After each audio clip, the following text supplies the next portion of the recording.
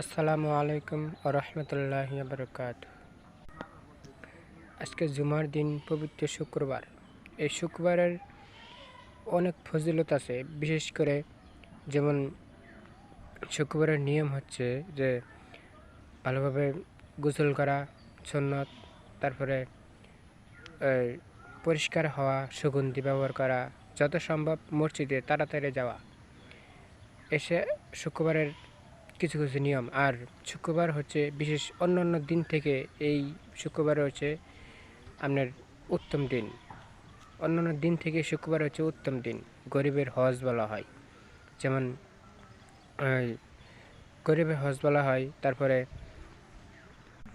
শুক্রবারে বেশি বেশি দরুদ শরীফ পাঠ করা এবং কি সূরা কাহফ পাঠ করা। তো বলছিলাম শুক্রবার নিয়ে কিছু কথা। তো শুক্রবারে এমন একটা দিন, এই দিনে কবর আযাবও এই দোয়ার কারণে মাফ হয়ে যায়। দেখা গেছে শুক্রবারে অনেক কবরবাসীরা চেয়ে থাকে মানুষের দিকে, আত্মীয় স্বজনকে দিকে চেয়ে থাকে যে কে দোয়া করে কার জন্য। দোয়ার কারণে কিন্তু এই কবর আযাব মাফ হয়ে যায়। শুক্রবারের এমন একটা দিন, উত্তম দিন। এই দিনে বেশি দান করা অনেক সওয়াব। কবরবাসীর জন্য জিয়ারত করাও অনেক সওয়াবের কাজ, অনেক উত্তম কাজ। যার জন্য যদি কোনো মৃত্যুব্যক্তির জন্য দান করেন, ওই দানের সওয়াব কবরবাসী পায়। সে ওই দেখা গেছে দানের কারণে বা ওই দোয়ার বরকতে আল্লাহ তাআলা কিয়ামত পর্যন্ত তার কবর আযাব মাফ করে দিতে পারে। তাই শুক্রবার খুব গুরুত্বপূর্ণ একটা দিন।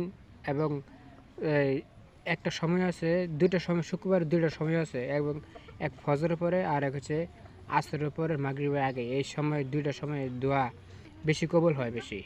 দোয়া কবুলের খুব একটা গুরুত্বপূর্ণ সময়। এই সময় দোয়া করলে দোয়া কবুল হয়।